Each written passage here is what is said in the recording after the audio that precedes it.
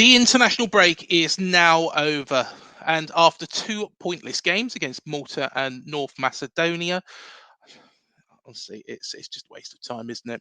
We are back to Premier League action, and well, what a lot there is to talk about in the Premier League. Of course, Everton have been docked 10 points, and there's also things lurking over the heads of Man City and Chelsea as well. And no doubt there's going to be a lot more to come. But we face one of the sides that have benefited from that 10-point deduction for Everton, and a side who have picked up a little bit of form of late. That team being Sheffield United, newly promoted from the Championship, finished runners-up last season to Burnley, and they are now in 18th spot. The Blades, though, haven't had it easy this season, and what we'll do is we'll find out a lot more. They're also a club that have got quite a lot of links between ourselves. So, of course, the former club of Lys Mousset, David Brooks, and of course, Aaron Ramsdale. But let's find out more. It is a pleasure to welcome on to the show from the Travelling Blade, Ben. Welcome to the show, Ben. How are you doing? Yeah, I'm not too bad, thanks. Good old financial fair play moving us up the table. So it's all good. We're almost out the relegation zone. Exactly. You've been sneaking your way out of it.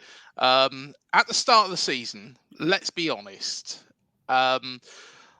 You had that 1 point against Everton, but it was a horrid start, wasn't it? Yeah, I mean, I think like the first game of the season, I think was a Sheffield United fans there, the home game against Palace. We almost discount that now because the squad was that weak. Mm-hmm. It was basically like unrepresentative of what we're playing now. I mean, we didn't have Hamer, he wasn't in. Archer wasn't starting. They maybe the main the two. I think there's a couple others as well, but a few injuries that have since come back. I don't even know if we had McBurney playing back then, but it was just. I think the way the summer was just an absolute shambles. I mean, United fans have debated about it long, saying, "Oh well, we couldn't do anything about Njai. It was his boyhood club." You're going, well, we started messing around doing a little promotional video going, he signed a contract. So rather than editing that, let's actually get pen to paper. I actually apparently had a video ready to like do a celebratory post on social media saying he signed a contract extension. So we'd have probably lost him next summer, but we'd have lost him for like more money. Whereas Sanderberg as well going, oh, it was in the last year of his contract. Well, why have we let it get to that point then? And then also not just selling him for like 15 mil. Bear in mind, we bought him for 20, 21, 22. Selling him to Burnley of all teams, a fellow, got promoted with us, fellow relegation rival. Just stupid. And then I think even if we go, well, Sander and Njai, they went, but they went so late, and then we're just sort of scrabbling around, just trying to get anything from anywhere with next to no money. So we sort of gave ourselves practically no chance for the first few games, and then you've got a game away at Forest away where we almost got something. But I think one of the main stories of our season is what's been really annoying is that we didn't expect to be doing great, and we expected to be where we are now. Mm-hmm. But the amount of points we've thrown away as well, we could be maybe a couple of places up, maybe like even I think like 4 points above us at the minute. So. Yeah. Like, we were drawing with Forest until the last minute. We had a point against City until the last minute. That's 2 points. Spurs should have got 3 points there. We gave away 2 goals in the 98th and 100th minute. Should have got at least a point there.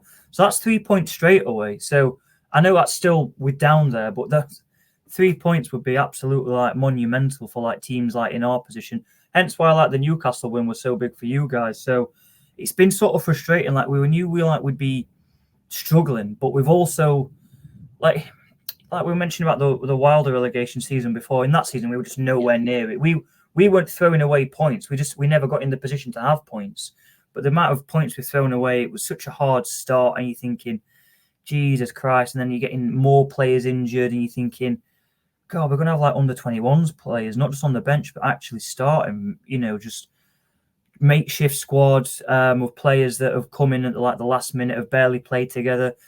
Yeah, defensive players as well. Really in defence, I guess all over the pitch, you need familiarity and chemistry. And these players have been thrown together slapdash. So it's just been a bit of a makeshift side. And I think we're actually now, maybe it's a bit short-sighted because of just the last two results have been brilliant. But I'd say we're almost, and obviously we've moved up a place because of Everton's 10 points. But I think before the Wolves win, we were like, Jesus wept. And now we've got 4 points from 2 games. It's like, Christ, we're actually almost doing a bit better than, like, if you'd have said to like the before the Wolves game to Sheffield fans, you're going to get 4 points from these next 2 games, we'd be like popping champagne. Yeah. Well, it has been, a difficult start. But what was surprising, and the same can really apply for Burnley as well, is both yourself and Burnley run away with the Championship last term. Yeah. And it just seems that both sides, I think Burnley is mainly towards the style of football that they play. But was it really down to the owner? Was it down to the manager? Because there was a lot of doubts. A lot of people thought that he would be the first manager sacked this season. But the owners haven't helped, not done the right things with the contracts, as you say. Yeah. What do the fans blame it on? Well, it's been an interesting summer on Blade's Twitter, as it's often referred to amongst our fans. You've got a few fans that are sort of like quite, some of them with close ties to the Prince that have been coming out defending the Prince, saying, for instance, so you got fans absolutely slating the Prince. You want to ask Johnny Gascoigne about the Prince. He doesn't mince his words. But yeah, it's saying that, like, for instance, like I mentioned the Sander and Njai ones, you got fans going like, what a mess, we've losing our 2 best assets. And you got fans outside of Sheffield, you're probably thinking yourself, like, looking in, going, what the hell are they doing? Like Njai, easily our best player. Some people say the best player we've ever had in our history. Even the older boys that saw the likes of Woodward and Curry in the 70s. So he went and they're going, well, they came out in defence saying the fact that, it was his boyhood club. And I'm just going, well, why are we dicking around doing a flipping promo video? Get it sorted.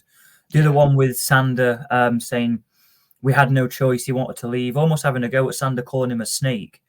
And going, he did in the last year of his contract. So the Prince came out on an interview with Sheffield United Way and said something along the lines of he almost wants them to get in. And I asked him about, because we had Sander in last year of contract, but we've got quite a few high-profile first-teamers. I think maybe, I'll see, sort of falling under myself, but I don't know if I can name names, but I'm going to say the likes of people like John Egan, Ollie McBurney, who, if fit, would be in the starting 11 and have been in the starting 11 this season. I think they might be coming into the last year of the contracts. And he's going, oh, yeah, well, it's good for motivation. And it's like, yeah, but right, so okay, let's, I disagree, but let's take that as granted. You can't then use that last year of the contract argument for the reason why we sold them. Do you want them in the last year of the contracts or do you not? You can't then say it's good for motivation, but then always the same argument to defend why we sold them off on the cheap to a relegation rival. So that didn't help. And it's also late as well. Stuff like that. And then, like I said, we're just scrabbling around for players. Like, we've got Harmer in, which was good business. We got Archer in, which is essentially like a glorified loan. He's been good for us this season. When we've been able to actually get the ball to him or get him some space to run into. We got McAtee back in on loan. That was nice to see. But we essentially came into this season with a weaker side than what we finished within the Championship. And the side we got promoted with in the Championship wasn't as good as the side we got promoted with in 2019 under Chris Wilder. Yeah. And then we went in, and when we went into the Prem, we had a slightly stronger with Wilder back in 2019. We strengthened it. We brought in like McBurney and Moose. It got a bit stronger than what it was in the Championship. So we've already got a weaker squad than we had then. And then we're going in weaker. We lost Sander and Njai, and then bringing in players like Austin Trust has been like pretty good for us, but he's sort of like it's sort of like players, you really need when you're playing like us, like when you look at how well we did in under Wild in the first, obviously the second season was a car crash, but the first season there was not that much talent there. We didn't have any superstars, but it was just so coherent and a real unit, and the chemistry between the players was incredible, and that's why we did so well. But the thing is with this season is the players have been brought in last minute, so they're sort of like learning on the job. It's sort of like a team that's sort of getting it's sort of on the build whilst we still. It's not even it's sort of like on the a makeshift team that's sort of putting a team together whilst we're also trying to play against Man City and Arsenal. So it's like, I think so. I think there's a lot of people that are sort of very critical of the owner. He's tried to sell us twice. One of those people, Henry Maurice, tried to buy Newcastle, I believe, now in jail. The other guy, I think, got caught out as like this Dozy Amobarosi. I think he was if it was from Nigeria. I don't know what happened, but that dropped off a cliff. I think he ended up being out non-legitimate or something. So he's got really no incentive to invest because he's trying to sell us. So if you're trying to like sell something on, you're not really going to blow a load of money on players if in 6 months or in the summer it's not going to be yours, he hopes. I think also there's Hecky's. I think the reason why Hecky hasn't been sacked is because I think obviously he's done brilliant to get us up here. It was hard circumstances. We had a bit of a transfer embargo. I think back in maybe in January. Once again, loads of injuries, staff not getting paid at times. So he sort of worked miracles to get us to the Prem in very hard circumstances. People say he was lucky with the players, and yeah, he had Njai, but then also one of the reasons why Njai was perhaps as good as he was because he nurtured him through the under-21s. So I think they've been sort of afforded him a bit of patience as well, because I think the owners understand that we're not going to be ripping up any ground. It's going to be a hard season, but he's not out of the blame as well because we've got so many injuries, and as a lot of Sheffield United fans have pointed out, that sort of followed him around. I think when he was at Hibernian, there was a history of it there. I think when he was at Leeds as well, there might have been a history of it there, and some of his in-game management hasn't been the best.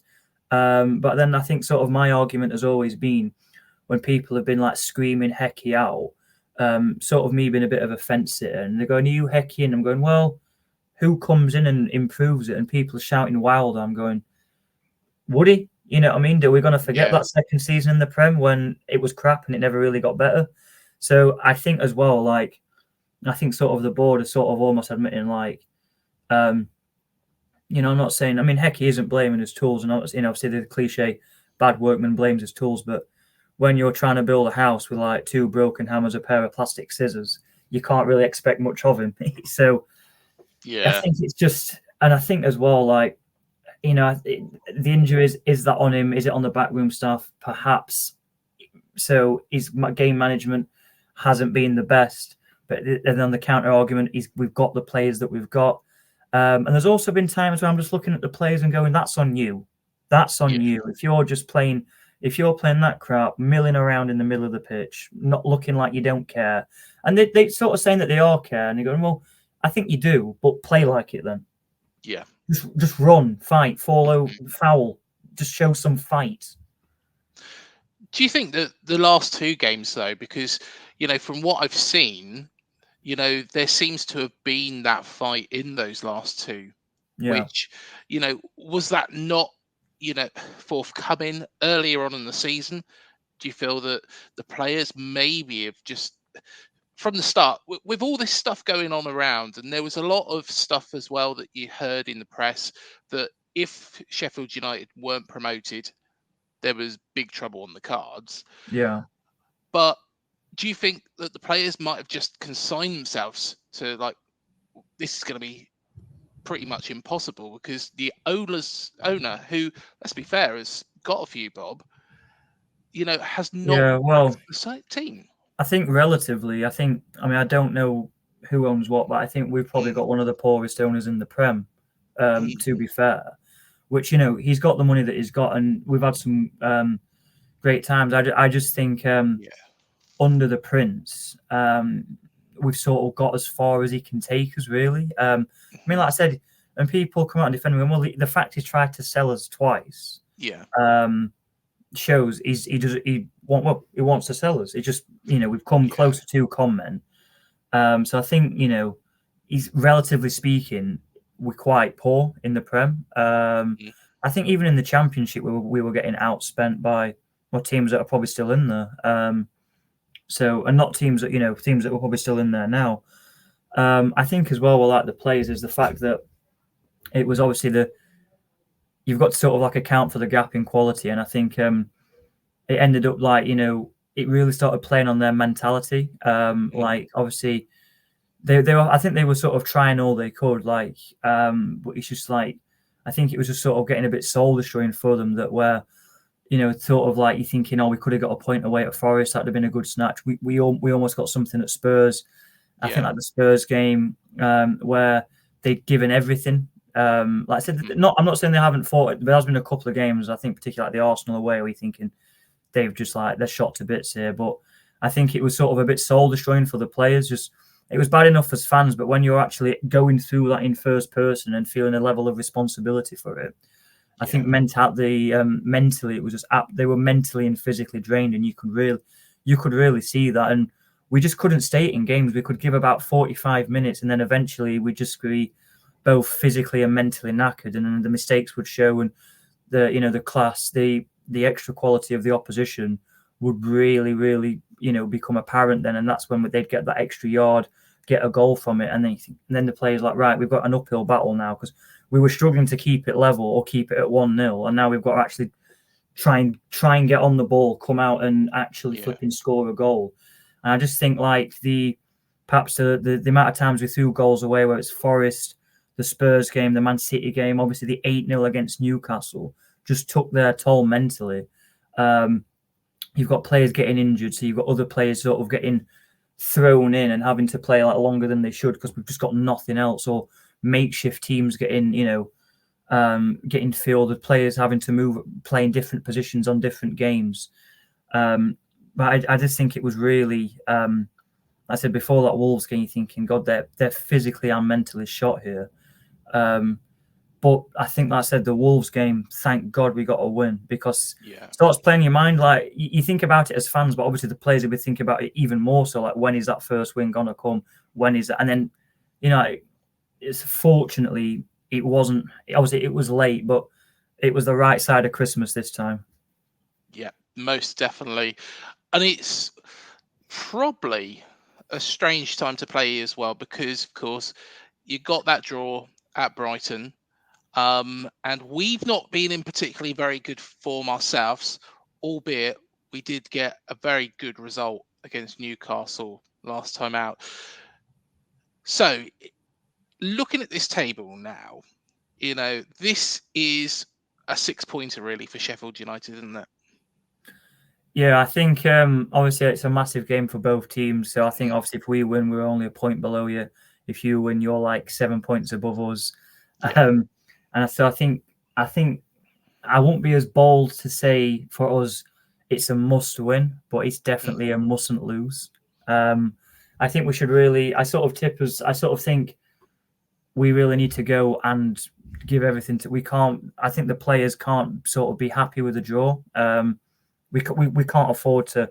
It's like got to accept that this is one of the easier games of the season. When you're looking at other fixtures, like we've had Arsenal away already, City away coming up, and that Burnley away next week, the week after, another massive game. But we've really got to, especially at home, because we have been playing noticeably better at home. I think we've got 4 points at home, 1 point away, and away we just sort of sat around barely on the ball trying to get anything, whereas at home we do actually we have seemed to actually have the ball for like actually have the ball for long enough to sort of stage an attack. And I think obviously the atmosphere as well, hopefully the fans really get behind them. But it is a massive game, I think, for both teams. Obviously bigger for us because you can barely, but you can afford to drop a couple more points than we can. But if we lose this, it's like, because I mean, if you look at the bottom, I mean, before Everton got plunged into it, sort of us two, Burnley and Luton, were already starting to fall away. And then Yeah. you got the win against Newcastle, and we're thinking, bloody hell. I mean, thank God we got that point at Brighton. But you're thinking, crap, if Bournemouth start pulling away, we are done for, because it's just going to be us three. We can't catch up. Yeah. So we really need to sort of keep the reins on you and get. Obviously, that a win would be absolutely massive for us. Doesn't mean we're going to stay up, but it would be huge. And just keeping our, no, not even head above the water, but head only just below the surface, rather than flipping anchor to the bottom of the ocean. So, but I think it's not. I wouldn't say it's a must win for us, but it's definitely a must not lose. Well, we did speak about him very, very briefly there, but Chris Wilder. And Yeah. of course, this is the first Premier League game we did, of course, play in the Championship as well during our promotion season. But it's the first time we've played you in the Premier League since the COVID season.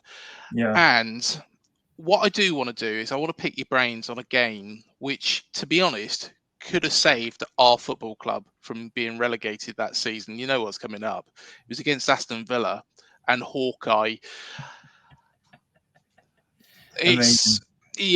It was a con, wasn't it? What was your view of it? I remember watching it. Obviously excited that football was finally back. Yeah. And then excited as well because we were doing so well that season. I think, I believe when the COVID kicked in, I think we were fifth. Jesus, man, how the times change. We were fifth, and that's just like, oh great. Let's see how we get on here. Obviously, Villa away, we're thinking they've got no home fans, so it's basically a level playing field. And I remember the Norwood, I think the picture was Norwood, sort of sent it in. And sort of on TV, I was sort of like, what's going on? Because I couldn't, from the angle, you're thinking that must have been like close, but couldn't quite tell. And it did go over, but it wasn't huge. It was over, but from the angle, you couldn't quite tell. You're thinking, like, is it in? Is it in? And you're thinking, and you see McBurney like shouting, goal, goal. You're thinking, well, he's going to do that because you shout for everything, don't you? So I'm like, I was like half celebrating, half not, like, what is it? What's what? And I'm thinking, like, surely the ref.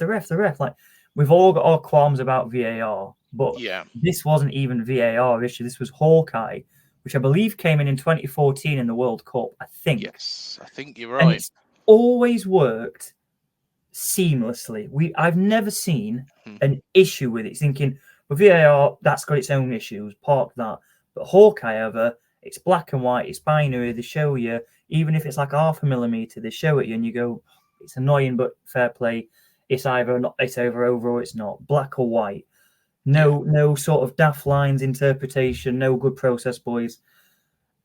And then it turns out the ref's got his chuffing watch turned off, or Hawkeye's turned off. Absolutely unbelievable. And the thing is that makes me laugh is that I think this would probably resonate with you, is that we sort of go on like, bloody hell, but then I think we also say, well, who knows, if we win that game, where do we end up? Because that extra 2 points, and then that sort of boosts your mood, boosts your morale, confidence, and then you go into the next game, because we sort of like had a 50-50 post-COVID, but we lost some bad games, but we also beat Chelsea and Spurs at home. So it was like one game we were like really good, one game we were really crap. We ended up like dropping down to ninth, mediocre. Yeah. But maybe we'd have like really rocketed on and secured a top 7 finish. Who knows? We never will. But then people always say, "Oh, well, it didn't affect Sheffield United." Going, well, we can argue about that, but mainly it flipping sent you down. So people, even Sheffield United fans going, well, don't look at us. Look at flipping Bournemouth, who went down. Was it on goal difference or a point or something? It was literally a point, but we had a better goal difference than Aston Villa. Yeah. So Aston Villa was finished on minus 26 goal difference and 35 points. We finished on minus 25 on 34 points. And you could, easily make, the excuse for Watford as well. Had that gone in, then, they could easily have been in that mix as well had we not got enough points. Yeah. So it affected effectively all 3 teams, and Aston Villa got the better of that. But then again, I know, look at them now. Also, sliding doors moment, isn't it? like they're like on like in Europe now, rocking and rolling, with great players and a great manager. If that goal counts, they go down. They might still be in the Championship. We don't know, or be a bit of a yo-yo club. And likewise for yourself, you would have been, had you got those 2 points, you'd been on level with Arsenal. But then again, you might have been able to push on and get some more positive results, which could have put you above Wolves that season and into Europe. Yeah, it's just one of them. It's just the old phrase, typical Sheffield United. Like the one time Hawkeye doesn't work, it's when we're playing. But I said it was clearly over, and then the thing is, what annoyed me is the fact that like they couldn't have like. I mean, I think even like the VAR cameras could see it was over. So now the fact that they couldn't even refer to those and say, "Well, Hawkeye's not worked, but we've got this." Oh, it's gone over, goal. And I think I remember hearing like Sky said, "Oh yeah, we've just heard the like at half time the ref's watch has just gone off." It's like, what's the point of that then? What it's not much use now, is it? So yeah, I mean, we can sort of do hypothetically on how it affected us, but for you it was a pretty direct effect. Pretty much, you know what I mean? And people say, "Oh well, we don't know, maybe Villa would have equalised." Gone, yeah, but they'd have had to have equal. Maybe they would have done, but we don't know. But they'd have been a goal down, and they never went a goal down. So we don't know, but we should have gone 1-0 up. What happened there after that, we'll never know. But we should have gone 1-0 up. Well, we did, but because the flipping technology let us down. So yeah, it was. But I don't think it's had a mistake since. It's just that one game because it was Sheffield. The return of football in COVID, everyone's looking forward to it, and then technology cocks up. We don't get it would have been a mad goal for flipping Ollie Norwood as well. I mean, pretty sure he didn't mean it, but we'll take it all the same. But you think the Premier League hasn't been kind to Sheffield United because, of course, we're going back now to 2006. No, 2007, wasn't it? The Carlos Tevez situation, which, to be honest, really Sheffield United, should have been able to get a substantial amount more than I think. Wasn't there a payout in the end? Yeah, I mean, I don't know that much about it all, but I think we did get a level of compensation. I can't quote the figure, but yeah, once again, it was just typical Sheffield United. And then, of course, Hawkeye, and then the subsequent relegation the following year as well. But you are back now. And one player I do want to actually mention, because, of course, we'll come to somebody who is a bit of a legend here, and also quite a legend in Sheffield as well. But firstly, Lys Mosaad, that season, you signed him. I always quite liked Lys when he was here. But there was a lot of stories that went round in the background that he wasn't particularly the most, professional character. Definitely not. Yeah, sort of sum that up. I think in that first half of the season for us, he was absolute dynamite. The goals he was scoring were ridiculous. If he could have kept that up, we'd have struggled to have kept him in the summer. But because like I said, he was scoring. He was I don't know if he was our top scorer, but he really was. He seemed. You think back, he seemed like I think he probably only got about 5 or 6 goals. We feel like he was scoring every week, but because we were barely conceding, his one goal every now and again was either getting us a point or 3. So. But like the caliber of the goals he was scoring as well, like Cruyff turning out the sky from distance against Man U.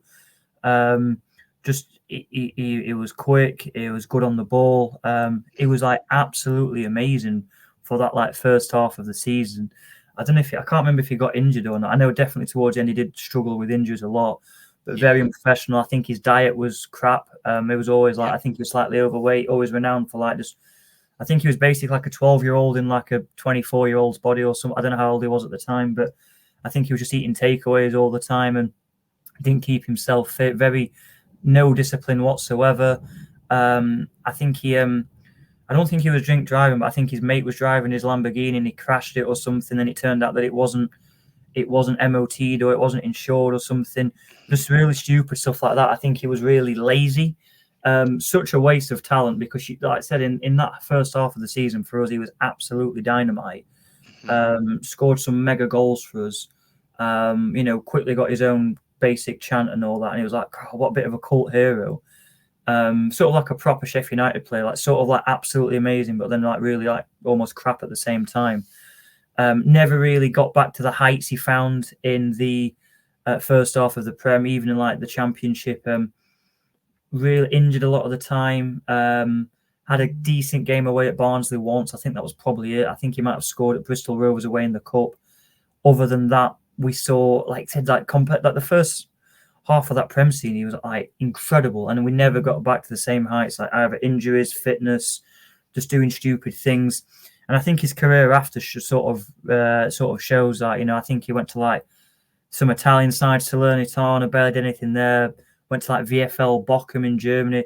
I think got sort of excluded for a bit because of his discipline. Yeah, I ain't got a clue what he's doing now, but yeah, sort of like you said, like was a brilliant, very talented football player in there, but just no discipline, lazy, very unprofessional.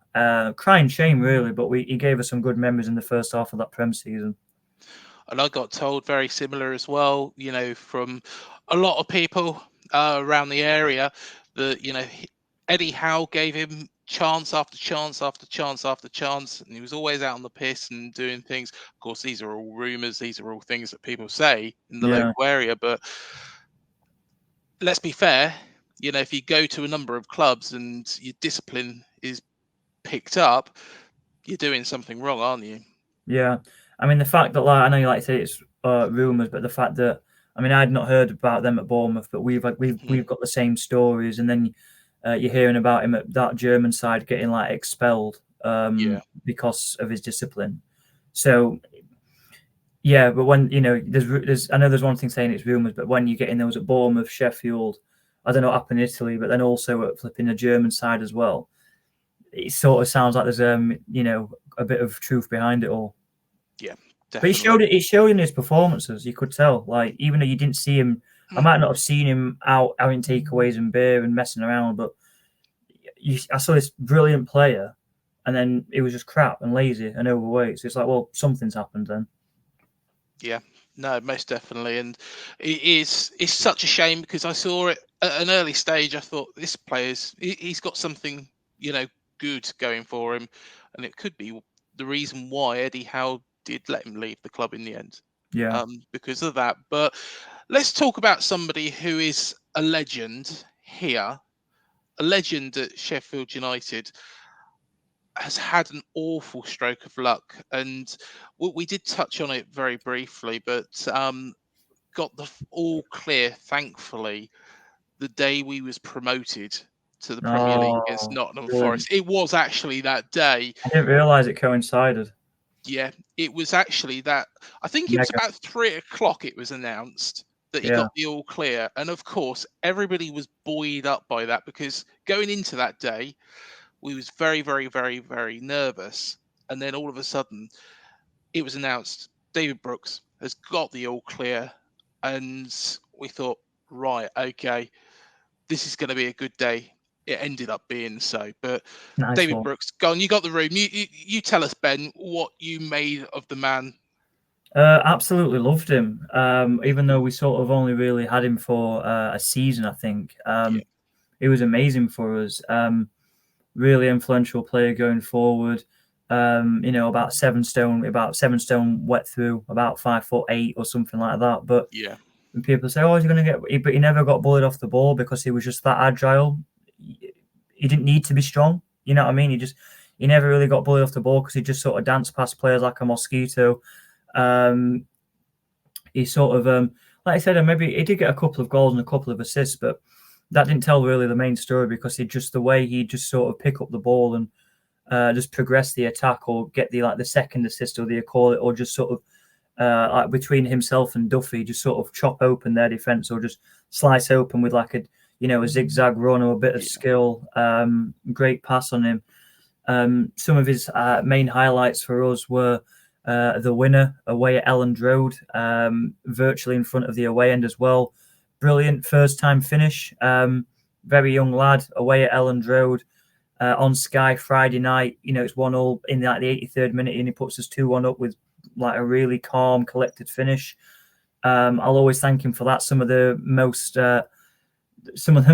vigorous, violent scenes I've ever been a part of. That are up there with our Sharps equaliser at your place, as well. He was he sort of. I always remember this game. He got man of the match in the famous 4-2 victory away at Hillsborough.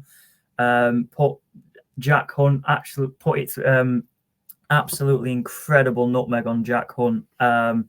Sort of, it's just a shame he ran down, and I think he got a bit overexcited and overhit his pass to Leon Clark. So I think Leon Clark ended up skying it, but he sort of overhit it. So Leon Clark had to sort of like chest it down, and sort of you had to do quite a lot of work to try and control the ball. And by that point, he'd sort of skied it. So, but that game at Hillsborough, he didn't score a goal. Leon Clark scored twice. Duffy was the man of the moment, but David Brooks got the man of the match. He was just that good, and without him, we don't win that game 4-2. We don't win that game at all.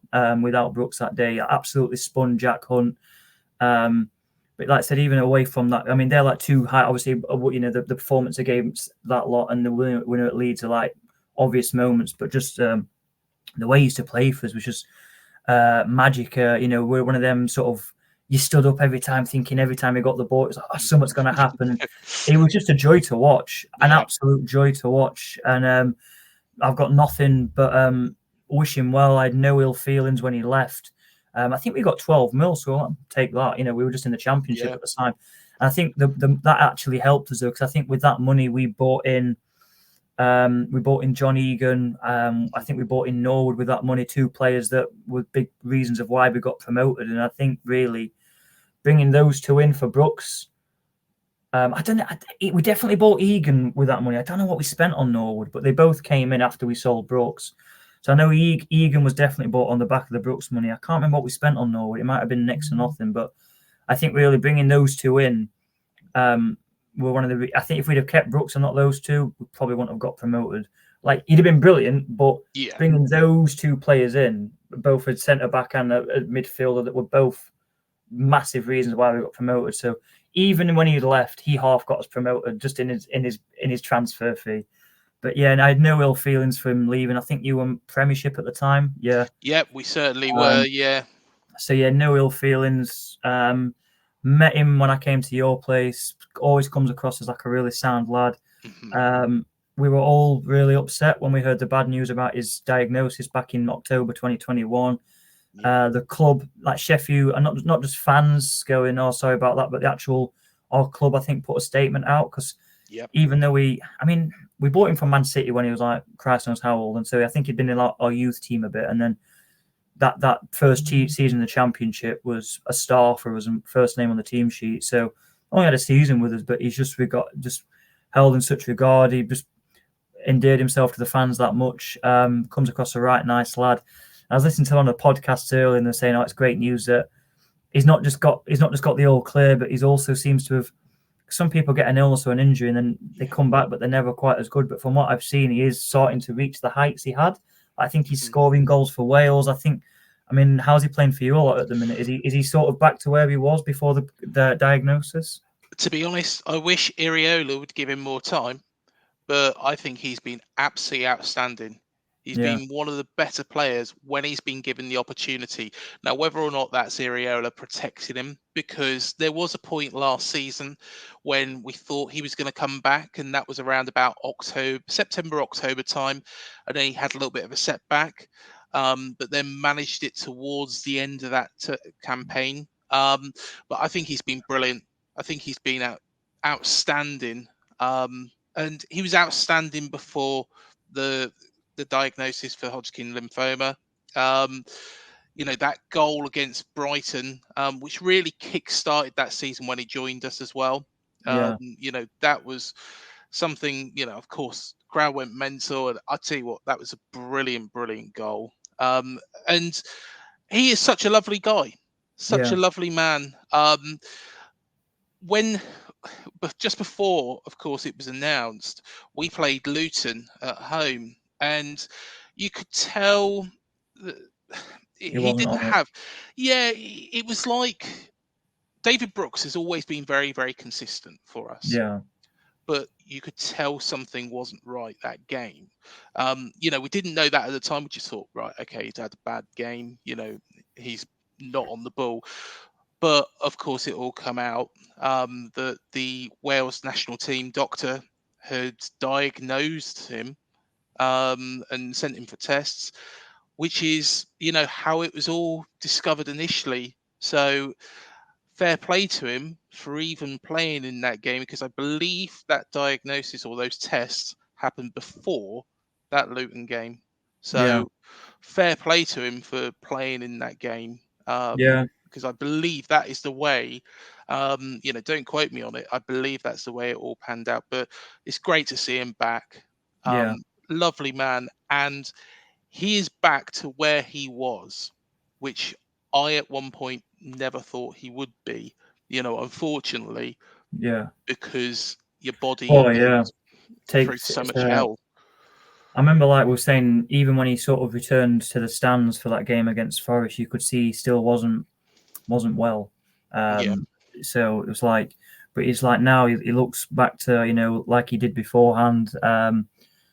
Yeah, it's brilliant, really, and the fact that like he's one of those players like. If I ever see that he's scored, I'm like, yes. Like, even though, like, you know what I mean? It's like, if it's like Bournemouth or Wales, I'm like, oh, nice one. Brooks has scored. So I sort of like, I really hope he doesn't score. Well, obviously, I hope no one scores for Bournemouth, but like, Brooks would be like, I don't know. I mean, of all the players to score, I hope it's him. If anyone's got to score for Bournemouth, let it be Brooks. But I also like, bloody hell, like, I sort of want to stand up and clap. Like, not quite, but yeah. So I really hope. I'm looking forward to giving him a warm reception. I really hope we do a bit of like our announcer just does a bit of like welcome back to the lane, David Brooks, and that we all sort of like clap because he left with no ill feelings. We all sort of knew, because we were sort of we'd sort of dropped off towards the end with Championship. You were Prem. We got 12 mil. You're thinking, young lad, go on, get yourself in the Prem, go on. So hopefully you can kick on and. Get maybe even get up to like a move to like an even like bigger Prem side or something, you know what I mean? Yeah. Sort of like, and then just really kick on in his career and reach the heights that he can and should reach. So yeah, great player, gave us some fantastic memories and will always be remembered very fondly at Bramall Lane, even though we only had a season out of him. Yeah, definitely. And that's why I wanted, he was one man that I wanted to bring up with you, because I know Sheffield United fans are so fond of him. There was another man, of course, who has got a link. We'll only quickly touch on him because he's, become number 2 at Arsenal. He's number 2 for England, a lot of people would say. Rambo. He's not remembered as fondly. For several reasons. Go on, Ben.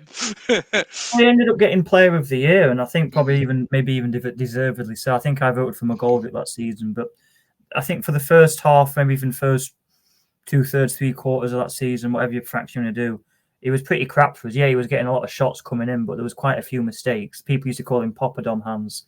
Yeah. But then I think in like the last third, he was incredible for us. Like the last third of that season, he was a meat at the saves he was like pulling off. Like, some of them we were already relegated at this point, but still, you think like bloody hell, and that's what earned him the move to Arsenal. Because if he'd have carried on the same vein he had for the first bit of the season, he wouldn't have. He'd probably still be with us now, or you know what I mean. He wouldn't have gone to Arsenal. But that's what got him the move to Arsenal for like I don't know if we like selling for about 20 odd mil or something. Got Player of the Year, and then I think it was like sort of the season after, and we'd gone to West Brom away. And I think in the week building up to that, he'd refused to try and force through his move to Arsenal. He'd refused to train to force through his move. And then we've got like Michael Verrips in net for West Brom away, who had a howler of a game. We lost 4-0. He's like patting him into his own net. It was that bad. And wasn't even match fixing. It was just that it was genuinely that bad. Flipping because Ramsdale had gone on strike, then gets his move to Arsenal. So it's just like you flipping work shy, flipping striking prima donna, like refusing to train to force through his move. So yeah, there are people that despise him at Sheffield United, even though he gave us a brilliant end to the season. Obviously, not too little, too late. Got one Player of the season. yeah, he is not remembered in fondly at all at Bramall Lane. And I think for me, if you're going to refuse to train, forget it. You're dead to us. No, If fair you get enough. if you get a move to Arsenal, like Brooks didn't go on strike to get forced to move.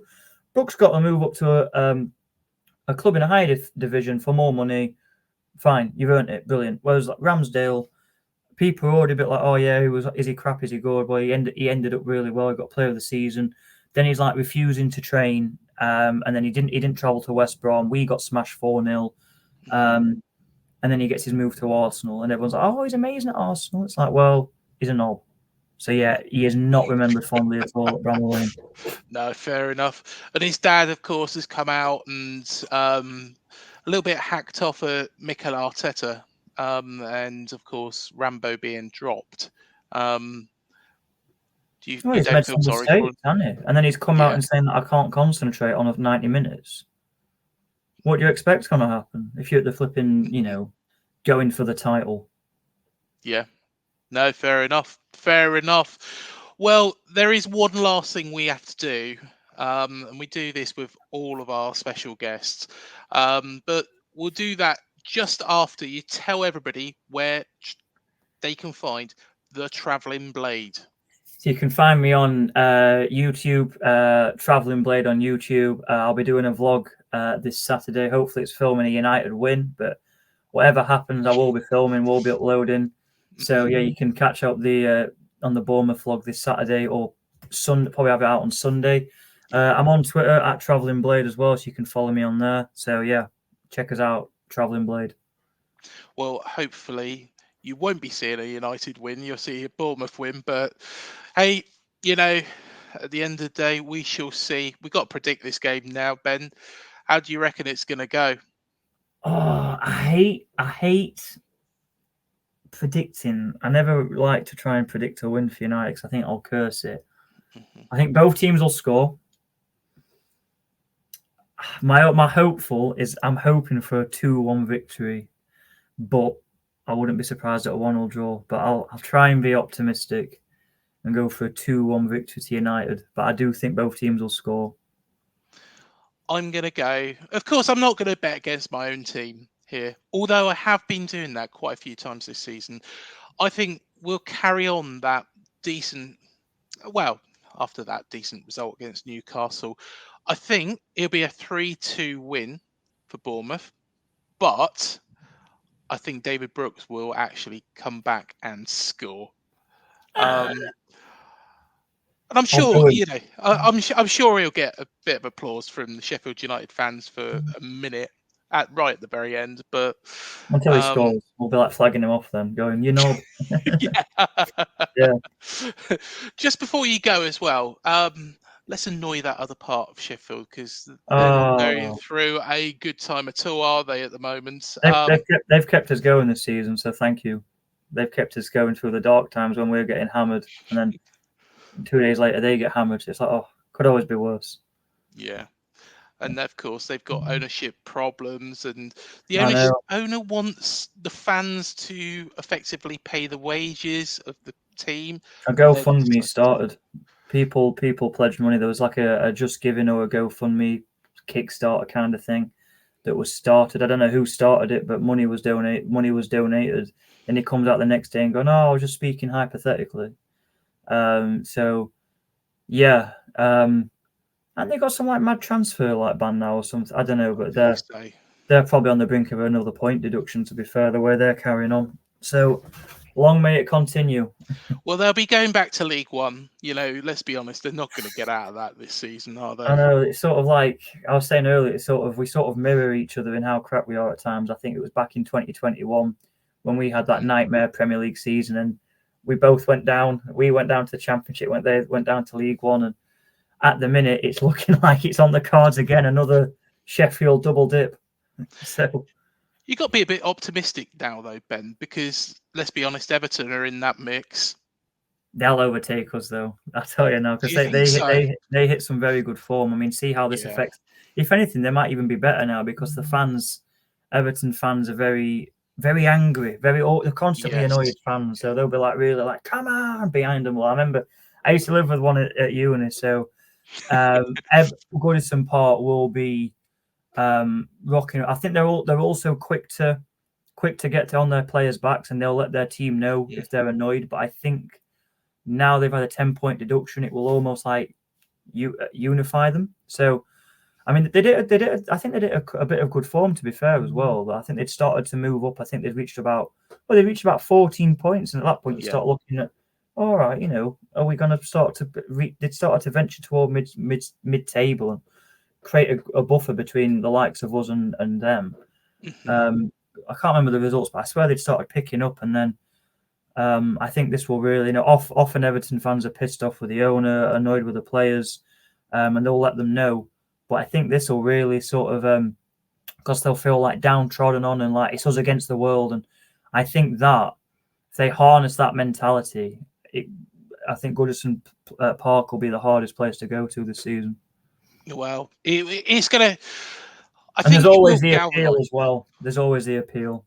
Yeah, now you've said it, I wouldn't be surprised that it does galvanise them. But I think there's reasons now, shining lights that Sheffield United fans should be optimistic, and hopefully Bournemouth fans as well.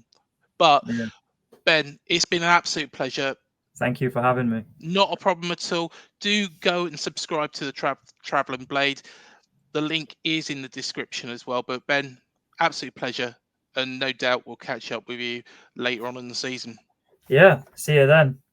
And thank you, everybody, for joining us on this show. Please remember to hit the like, the subscribe, the bell button below to be alerted to any new videos we do here on the Cherries in all departments. Please do also check out all of our other recent videos, plus our interviews as well that we've done. You can find those on the interview tab just below.